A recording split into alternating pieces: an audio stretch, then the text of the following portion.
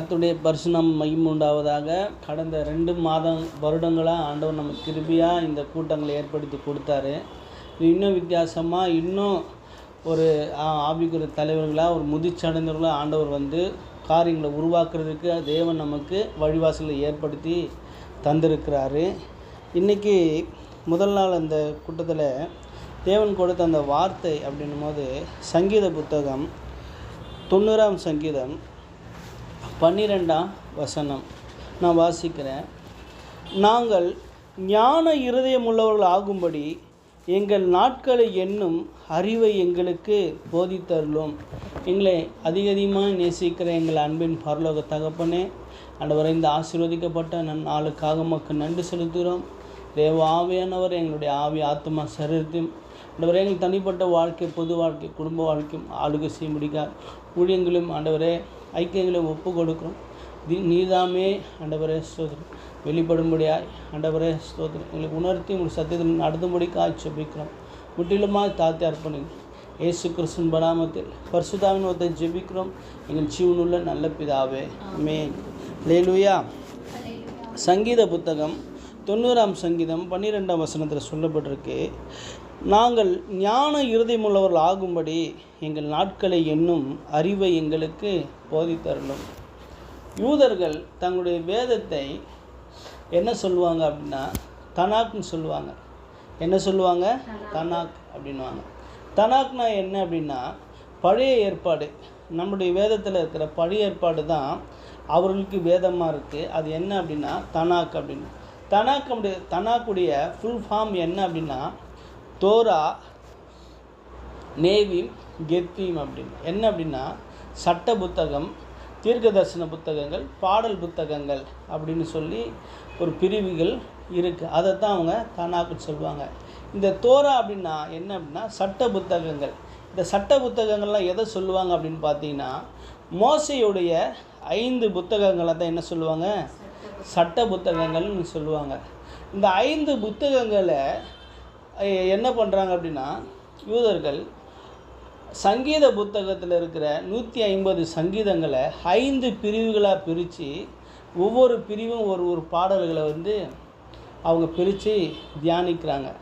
அதில் இப்போ நாம் வாசித்த அந்த 90ஆம் சங்கீதம் 12ஆம் வசனத்தில் நாங்கள் ஞான இருதயம் உள்ளவர்கள் ஆகும்படி எங்கள் நாட்களை எண்ணும் அறிவை எங்களுக்கு போதித்தருளும் அப்படின்ற வசனம் அமைந்திருக்கிற ஒரு பகுதி எதில் வருதுன்னு பார்த்திங்கன்னா 4வது பிரிவு, அதாவது எண்ணாகம புத்தகத்துக்கு ஒப்பாக இருக்கிற ஒரு பிரிவாக அதை வச்சுருக்கிறாங்க.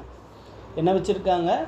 எண்ணாகமத்துடைய புத்தகத்துக்கு ஒப்பாக அதை பிரித்து வச்சுருக்காங்க. இந்த எண்ணாகம புத்தகம் நமக்கு தெரியும், அது மோசையுடைய புத்தகம்தான். இந்த வசனம் 90வது சங்கீதத்தில் வாசித்தோம்னா அது டைட்டிலே பார்த்திங்கன்னா என்ன அப்படின்னா தேவனுடைய மனுஷனாகிய மோசையினுடைய ஜெபம். என்ன பேர்? மோசையுடைய ஜெபம். சங்கீதம் பாடல், ஆனால் இங்கே ஒரு ப்ரேயரே பாடலாக இருக்குது. இந்த 90வது சங்கீதத்தை குறித்து இதோட பேக்ரவுண்டு நம்ம பார்த்தீங்கன்னா மோசே ஆண்டவர் வந்து அழைச்சி எகிப்திலேருந்து கானான் தேசத்துக்கு இஸ்ரேல் ஜனங்களை கொண்டு போகிற இந்த காலகட்டங்களில் எண்ணாகம புத்தகத்தில் அவங்க என்ன பண்ணுறாங்க, அப்போ நடந்த சம்பவத்தின் பின்னணியில் தான் இந்த 90வது சங்கீதம் என்ன பண்ணப்பட்டிருக்கு? எழுதப்பட்டிருக்கு. என்ன பண்ணப்பட்டிருக்கு?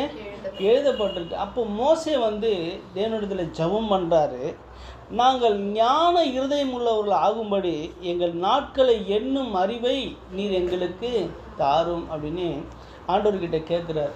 நாங்கள் ஞானம் இல்லாமல் நிறைய காரியங்கள் செய்துட்டோம். ஏன்னா அவங்களுடைய பிரயாணங்களில் பண்டிகைகள் இருந்தது, சந்தோஷ சமாதானம் இருந்தது, ஆர்ப்பரிப்பு களிப்பு இருந்தது, விருந்து இருந்தது, எல்லாமே இருந்தது, வெற்றி இருந்தது, அதுக்கு கொஞ்சம் தோல்வியும் இருந்தது, கீழ்ப்படியாமையினால நிறைய பிறப்புகளும் இருந்தது.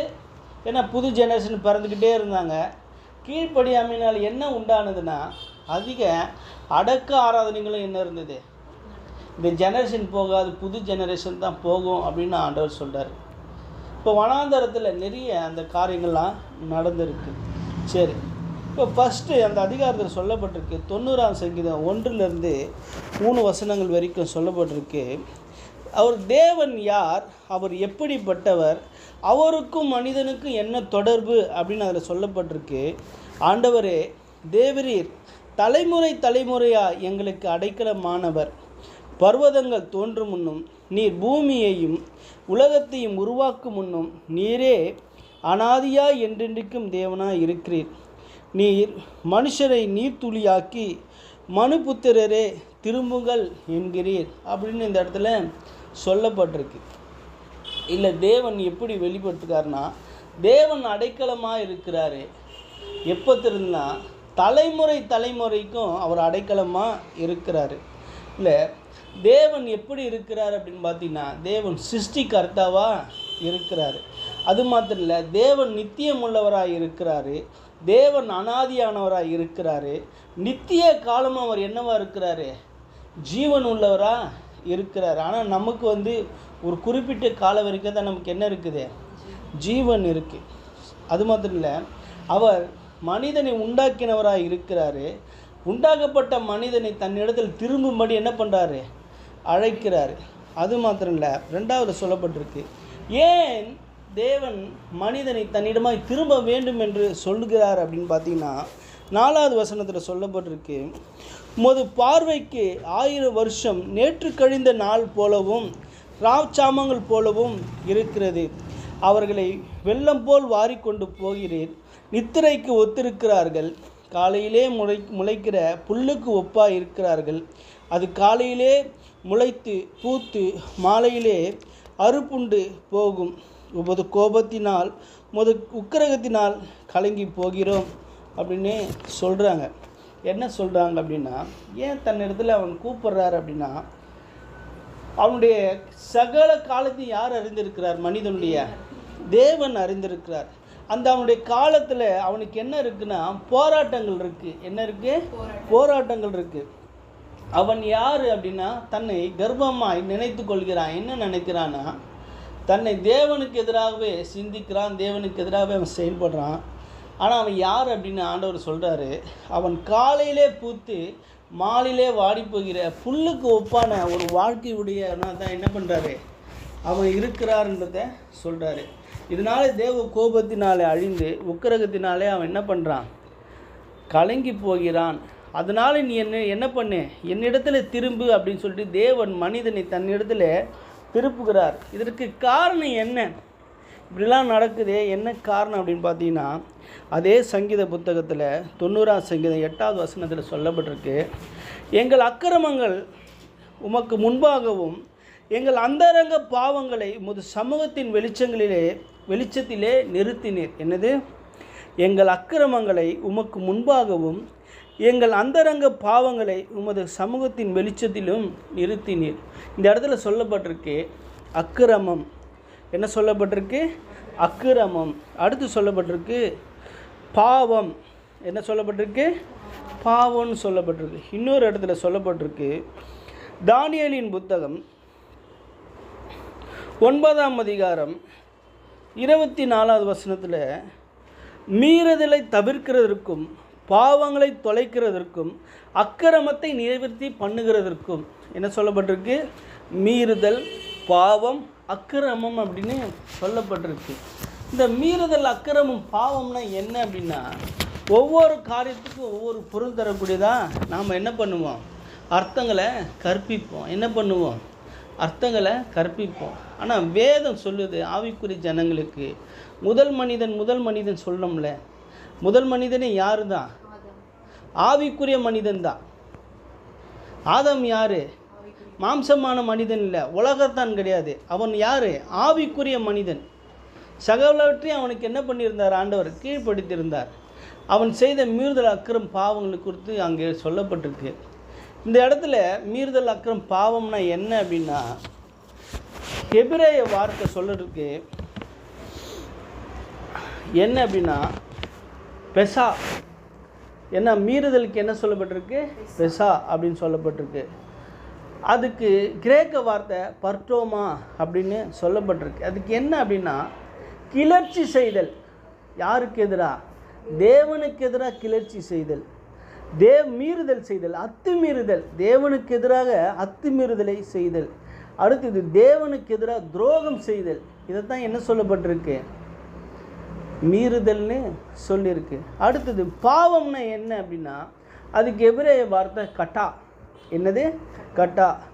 இதை தான் கிரீக்கில் சொல்லுவாங்க ஹர்மட்டியா அப்படின்னு சொல்லுவாங்க. என்ன அப்படின்னா தோல்வி. ஹர்மட்டியா பாவம். கட்டானா என்ன அப்படின்னா பாவம். பாவம்னா என்ன? தோல்வி. தோல்வியைத்தான் பாவம்னு சொல்கிறாங்க. தோல்வியா? தோல்வி எப்படி பாவமாக மாறும் அப்படின்னா தேவன் உனக்கு வைத்திருக்கிற இலக்கை நீ தவற விடும்போது அது என்ன உண்டாகுது? தோல்வியாய் மாறுகிறது, அது பாவமாய் மாறுகிறது. அதை தவற விடுதல், குறி தவறுதல். தேவன் ஆதாமுக்கு ஒரு காரியத்தை வைத்திருந்தார். என்ன காரியம்? அதை புசிக்காதே அப்படின்னு ஒரு காரியம். அந்த குறியை அவன் என்ன பண்ணிட்டான்? தவற பண்ணினான். அப்போ அதில் தோல்வி அடைந்தான். அதுவே அது என்னவா மாறினது? பாவமாய் மாறினது. அடுத்தது அக்கிரமம். ஏன்னா அவான், என்ன எபிரேய வார்த்தை அவான் சொல்கிறாங்க, கிரீக்கில் அனோமியா அப்படின்னு சொல்கிறாங்க. என்னன்னா வளைந்து கொடுத்தல், வளைந்திருத்தல், குனிந்திருத்தல், அதுக்கு அப்படியே அடிமைப்பட்டு இருத்தல் அப்படின்னு தான் என்ன சொல்கிறாங்க? அக்கிரமம் சொல்லிட்டு சொல்கிறாங்க. இந்த காரியங்கள் தான் யாருடைய வாழ்க்கையில் இருந்தது? ஆதாமுடைய வாழ்க்கையிலையும் இருந்தது. இதே காரியத்தை குறித்து இது எங்கெங்கெல்லாம் வருதோ, பாவம் எங்கே வருது, மீறுதல் எங்கே வருது, அக்கிரமம் எங்கே வருது அப்படின்னு பார்த்திங்கன்னா இதோட ஒரிஜினலில் இதுதான் அர்த்தமாக இருக்கும். இந்த இடத்துல மோசே சொல்கிறாரு, என்ன சொல்கிறாருன்னா 9:8 90 சங்கீத புத்தகம் 90ஆம் சங்கீதம் 8ஆம் வசனத்தில் சொல்லப்பட்டிருக்கு, எங்கள் அக்கிரமங்களை உமக்கு முன்பாகவும் அப்படின்னும் போது அக்கிரமம்னா என்ன? நாங்கள் துன்மார்க்கத்துக்கு வணிந்திருந்தோம். நாங்கள் என்ன பண்ணோம்? துன்மார்க்கத்துக்கு வணிந்திருந்தோம், அடிமைத்தனத்துக்குள்ளாக இருந்தோம். நாங்கள் செய்கிறது எங்களுக்கே சம்மதி இல்லை, ஆனால் நாங்கள் விரும்புகிறதை செய்கிறதை பார்க்கிலும் விரும்பாததே செய்கிறோம். அப்போ அதுக்கு வளைந்திருந்தல் அப்படின்னு சொல்லப்பட்டிருக்கு. அடுத்து சொல்லப்பட்டிருக்கு, எங்கள் அந்தரங்க பாவங்களை அப்படின்னு நாங்கள் எங்களுடைய ரகசிய வாழ்க்கையில் என்ன பண்ணிட்டோம்? தோல்வி அடைந்துட்டோம். என்ன பண்ணிட்டோம்? தோல்வி அடைந்துட்டோம். குறி தவற பண்ணினோம். என்ன பண்ணிட்டோம்? தேவன் எங்களுக்கு வைத்திருந்த அந்த இலக்கை என்ன பண்ணிட்டோம்? நாங்கள் தவற விட்டுட்டோம். யோசேப்போட வாழ்க்கையில் பார்க்குறோம், அவனுடைய அந்தரங்க வாழ்க்கையில் யாரும் அவனுக்கு பக்கத்தில் இல்லை. இருக்கிறது அந்த போத்திப்பாரும் அவனுடைய மனைவியும் தான். யார்? 2 பேர். ஆனால் அந்த இடத்துல அவன் என்ன பண்ணான்? பாவம் செய்ய மறுத்தான். அவன் குறி தவறவே இல்லை. ஏன் அப்படின்னா அவன் பரிசுத்தத்திலே அவன் என்னவாக இருந்தான்? குறியாக இருந்தான். அவனுடைய கண்கள் எப்படியாக இருந்தது? நேராக இருந்தது. சிந்தை எப்படியாக இருந்தது? நேராக இருந்தது. அவனுடைய இலக்கெல்லாம் தேவன் என்னை குறித்து திட்டத்தை நிறைவேற்ற அவர் வல்லவராக இருக்கிறார், அதற்கு நான் பாத்திரவானாய் நான் என்ன பண்ணணும்? எப்போதும் ஆயத்தமாக இருக்கணும். ஆனால் என்னுடைய சூழ்நிலைகள் என்ன? அதுக்கு சாதகமாக இல்லாது இருந்தோம். அடிமையின் சாப்பாடு, அடிமையுடைய ட்ரெஸ்ஸு, அடிமை தங்குற இடம், சொன்ன வாக்கு தத்துவத்துக்கும் வாக்குக்கும் வாழ்க்கைக்கும் என்ன இல்லை? வித்தியாசம் இல்லை, சம்பந்தமே இல்லை. ஆனாலும் அவன் எதை நோக்கி இருந்தான்? குறி தவறாதவனாக இருந்தான். என்னது? தேவன் உங்களுடைய வாழ்க்கையில் ஒரு வாக்கு தத்துவம் கொடுக்குறாரு அப்படின்னா அவர் நிச்சயமே அவர் என்ன பண்ணுவார்? அது நிறைவேற்ற வல்லவராக இருக்கிறார். வாக்கு தத்துவம் நிறைவேறுது அப்படின்னா காலம் தாமதமாகுதுன்னா அது ரொம்ப வெயிட்டேஜாக இருக்கும். ஒன்று அந்த காரியத்தை உருவாக்குவார், இல்லை அப்படின்னா உங்களை உருவாக்குவார். என்ன பண்ணுவார்? உங்களை உருவாக்குவார், அந்த காரியத்தையும் உருவாக்குவார். சொப்பனம் 17 வயதில் பார்க்குறான், 30 வயதில் நிறைவேறுது. 13 வருடங்கள். அப்போ ஒரு காரியம் பஞ்சமோ உருவாக்குறதுக்கு காலங்கள் இருக்குது. அவனும் என்ன பண்ணப்படுறான்? உருவாக்குறான். தேவன் உங்களை குறித்த ஒரு திட்டத்தை தீர்மானித்த தரிசனத்தை உங்களுடைய இருதயங்களில் திட்டம் தெளிவுமாய் வசனத்தின் மூலியமாக சொப்பனத்தின் மூலியமாக ஊழியக்காரர்கள் மூலியமாக வெளிப்படுத்தி இருந்தோம். அந்த காரியத்துக்காக உங்களை வழிநடத்தி இருந்தோம். அதை நீங்கள் அள்ள தட்டும் போது அது என்னவாக மாறுது? பாவமாக மாறுது. அதுக்கு எதிராக நீங்கள் செயல்படும் போது துரோகம் பண்ணுகிறீர்கள். என்ன பண்ணுறீங்க? அதை விட்டுட்டு தேவனுக்கு முன்பாக உங்களை வளைக்காமல் வேறொரு அவருக்கு எதிராக அவருடைய முதுகை என்ன பண்ணுறீங்க, அவருக்கு உங்களுடைய முதுகை காண்பிக்கிறீர்கள் அப்படின்னு சொல்லிட்டு இதை தான் மீறுதல் அக்கிரம் பாவன்னு சொல்லப்படுறது. இதனால் என்ன ஏற்படுது அப்படின்னா, இந்த மோசே அந்த வனாந்திர பயணத்தில் ஜனங்கள் இதை தான் பண்ணாங்க. ஒன்று அவங்க பண்ணுறாங்க, இல்லை அவனை பண்ண வைக்கிறாங்க. என்ன பண்ணுறாங்க? ஒன்று அவங்க பண்ணுறாங்க, இல்லைன்னா அவனை பண்ண வைக்கிறாங்க. எந்தெந்த ஜனங்கள்லாம் போகிற வழியில் ஜெயிச்சுட்டு போங்க அப்படின்னா அவங்களுக்கு அந்த வெற்றி யார் தான் தந்தார்? உலக பிரகாரமான வெற்றி ஆண்டவர் தான் தந்தார். ஆனால் ஆவிக்குரிய வாழ்க்கையில் அவங்க என்ன பண்ணிட்டாங்க? தோற்றுக்கிட்டே வந்தாங்க. என்ன பண்ணாங்க? எதெல்லாம் செய்யக்கூடாது, எதெல்லாம் தொடக்கூடாது, எதெல்லாம் பார்க்கக்கூடாது சொன்னாரோ அதெல்லாம் என்ன பண்ணாங்க, அதெல்லாம் செய்துகிட்டே வந்தாங்க. அந்த ஜனங்களை ஜெயித்தாங்க. ஆனால் அவங்க கை கொண்ட காரியங்களை அவங்க பின்பற்றி ஆவிக்குரிய வாழ்க்கையில் என்ன பண்ணாங்க? தோற்று போனாங்க. அப்போ தான் மோசே சொல்கிறாரு, என்ன சொல்கிறாருன்னா, நாங்கள் ஞான இருதயமுள்ளவர்கள் ஆகும்படி எங்களுக்கு நாட்களை எண்ணும் அறிவை எங்களுக்கு தாரும். ஏன் நாட்களை எண்ணும் அறிவை தாரும் அப்படின்னா, உதாரணத்துக்கு 40 நாட்களில் கடந்து போக வேண்டிய பிரயாணத்தை எத்தனை வருடமாக கடந்து போகிறாங்க? 40 வருஷமாக. இந்த பாடலை எழுதும் போது, இந்த வசனங்களை எழுதும் போது 2 வருடத்தை அவங்க என்ன பண்ணிட்டாங்க? கடந்துட்டாங்க. இன்னும் எத்தனை வருடம் கடக்க வேண்டியதாக இருக்குது? 38 வருடமாக இருக்குது. இதில் 2 நம்ம பிரிக்கணும். தேவன் உருவாக்குற மனுஷனுக்கும் தேவனுக்கு எதிர்த்து நிற்கிற மனுஷனுக்கு என்ன இருக்குது? வித்தியாசங்கள் இருக்குது. எல்லாமே சூழ்நிலைகள் சாதகமாக இருக்குது அப்படின்னா தேவன் நம்மோடு கூட இருக்கிறார். சில நேரங்களில் தவறாக நடக்கும் போதும் சக்ஸஸ்ஃபுல்லாக இருக்குது அப்படின்னா தேவனுக்கு பிரியமில்லைன்னு தான் நம்ம நினைக்கணும். நாமே நிதானித்து பார்க்கணும். இதனால் என்ன விளைவுகள் ஏற்படுதுன்னா சொல்லப்பட்டிருக்கு. சங்கீதம் 9:10 சொல்லப்பட்டிருக்கு, எங்கள் நாட்கள் எல்லாம் உமது கோபத்தால் போய்விட்டது. ஒரு கதையை போல எங்கள் வருஷங்களை என்ன பண்ணினோம்? கழித்து போட்டோம். நம்பி பார்த்து என்ன பண்ணிட்டோம்? அப்படியே நாட்கள் தான் போகுது.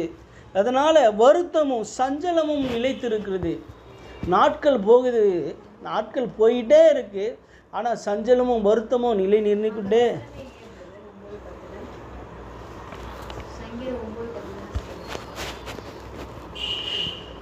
சங்கீதம் 9:10 எங்கள் நாட்கள் எல்லாம் உமது கோபத்தால் போய்விட்டது.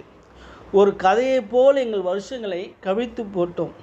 எங்கள் ஆயுசு நாட்கள் 70 வருஷமும் பலத்தின் மிகுதியால் 80 வருஷமாய் இருந்தாலும் அதன் மேன்மையானது வருத்தமும் சஞ்சலமும். அது சீக்கிரமாய் கடந்து போகிறது. நாங்கள் பறந்து போகிறோம். என்ன பண்ணுகிறோம்? தூசு பறந்து போகும், குப்பை பறந்து போகும், சருகு பறந்து போகும். பழுத்த இலை தான் என்ன சொல்லுவாங்க? சருகுன்னு சொல்லுவாங்க. பழுத்த இலை என்ன சொல்லுவாங்க? சருகுன்னு சொல்லுவாங்க. ஒரு பழமொழியை சொல்லுவாங்க. பழுத்த பழத்தை பார்த்து பச்சை இலை என்ன பண்ணுது? சிரிக்குது அப்படின்னா வயோதிகத்தை குறித்து சருகை போல் கடந்து போனோம். அப்படியே வயசு போயிட்டே இருக்குது, காலங்கள் கடந்து போயிட்டே இருக்குது. ஆனாலும் நான் குறித்த தேவன் எனக்கு குறித்திருந்த இருக்குதை நான் என்ன பண்ணல, செய்யலை. ஆனாலும் அதனால் எனக்கு என்ன உண்டாகுது? வீண் விருதாவாக காலங்கள் கடக்குது. இப்போ நம்ம என்ன செய்யணும் அதுக்கு? ஏன்னா விளைவுகள் இப்படியாக இருக்குது. என்னது விளைவுகள் இப்படியாக இருக்குது? என்ன செய்யணும் அப்படின்னா சொல்லப்பட்டிருக்கு. சங்கீதம் 90:3 கர்த்தரிடத்திலே திரும்புங்கள். இல்லை, எப்படி சொல்லப்பட்டிருக்கு? கர்த்தரிடத்திலே திரும்புங்கள். எப்படி? வாயின் வார்த்தையினாலே அல்ல, உண்மையான மனம் திரும்புதனாலே என்ன பண்ணுங்க? கர்த்தரிடத்திலே திரும்புங்கள். 2 சொல்லப்பட்டிருக்கு, பாவ அறிக்கை செய்யுங்க அப்படின்னு சொல்லிட்டு சொல்லப்பட்டிருக்கு. சங்கீதம் 51:3-4 சொல்லப்பட்டிருக்கு,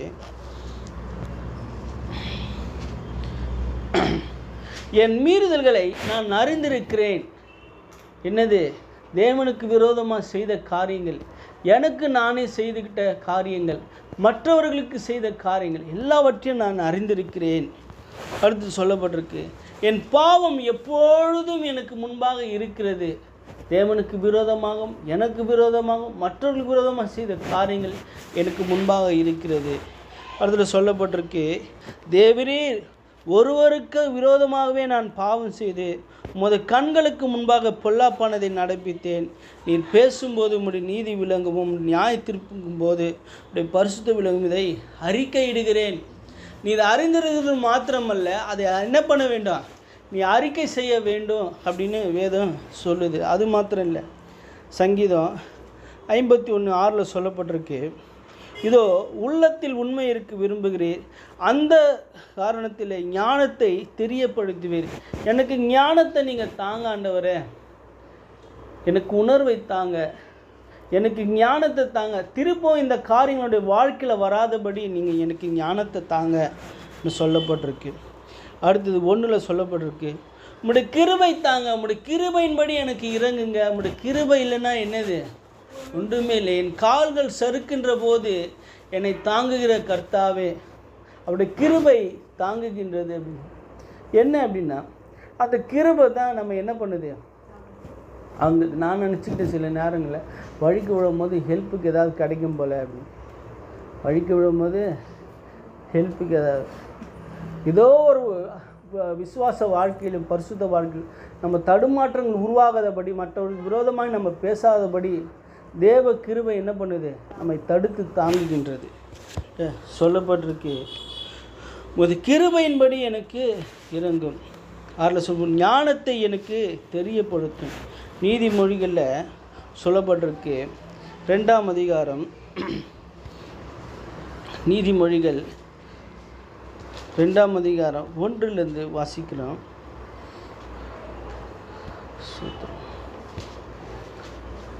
என் மகனே, நீ உன் செவியை ஞானத்திற்கு சாய்த்து, முதல்ல உனக்கு செவியை நீ என்ன பண்ணு, நல்ல கவனமாக கேளு. உன் இருதயத்தை புத்திக்கு அமைய பொண்ணு பொருட்டு அமைய பண்ணு, அதை அப்படியே கேட்ச் பண்ணுறதுக்காக காத்துரு. நீ என் வார்த்தைகளை ஏற்றுக்கொள், அதை அல்ல தட்டாத. என் கட்டளைகளை உன்னிடத்தில் பத்திரப்படுத்து. இந்த காதில் வாங்கி அந்த காதலை நீ விட்டுடாத, அதை நீ என்ன பண்ணு, பத்திரப்படுத்து.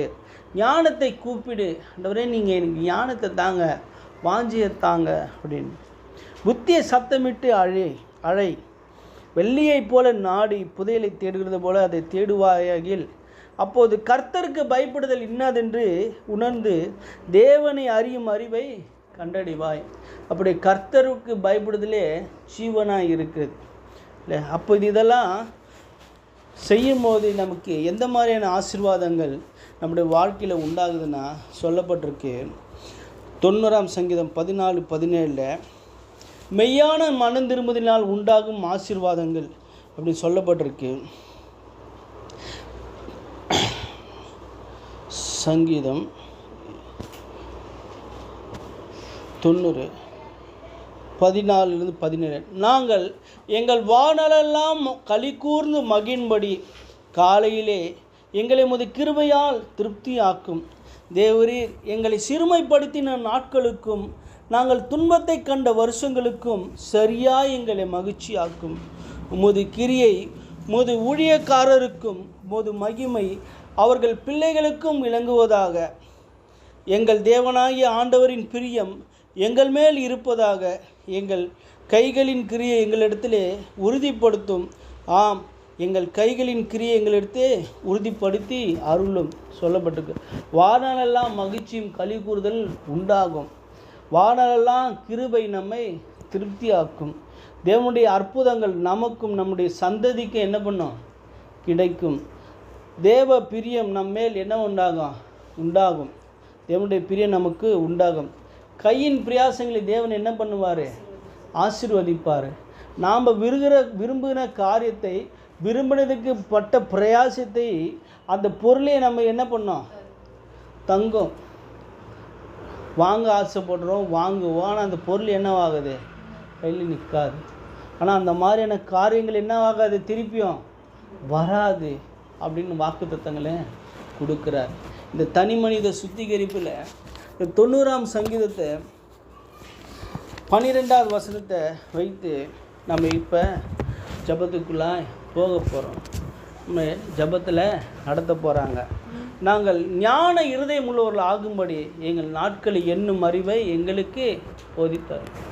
நாமே நிதானித்தவர்களாய் நம்முடைய ஆவி ஆத்மா சரீரத்திலையும் நம்முடைய தனிப்பட்ட வாழ்க்கை, பொது வாழ்க்கை, குடும்ப வாழ்க்கையிலும், நம்முடைய ஊழியங்களிலும், நம்முடைய பர்சனல் லைஃப்லையும், தேவ உறவுகளில் நம்ம எப்படி இருக்கிறோம், நம்முடைய ஆவி ஆத்மா சரீரம் எப்படி இருக்குது, செம்மையான காரியங்களில் எப்படி இருக்குது, செம்மை அல்லாத காரியங்களில் எப்படி இருக்குது. ஏதாவது ஒன்று கோபம் வருது, கசப்பு வருது அப்படின்னா தேவன் பக்கம் கோபத்தை திருப்புறது, ஜெபிக்கிறது இல்லை, வேதம் வாசிக்கிறது இல்லை. ஆண்டவர் சொல்கிறாரு, காலாட்களோட கூட நீ நடக்கும்போதே சோர்ந்து போவாய், ஆனால் குதிரைகளோடு கூட ஓடும்போது நீ என்ன செய்வாய்? சமாதானத்தின் காலத்திலே நீ சகாயத்தையும் தேடுனா பிரகாரித்து வரும் காலங்களில் என்ன உண்டாகும்? அப்போ நீ எப்படி திடனாக இருப்ப, பலனாக இருப்ப?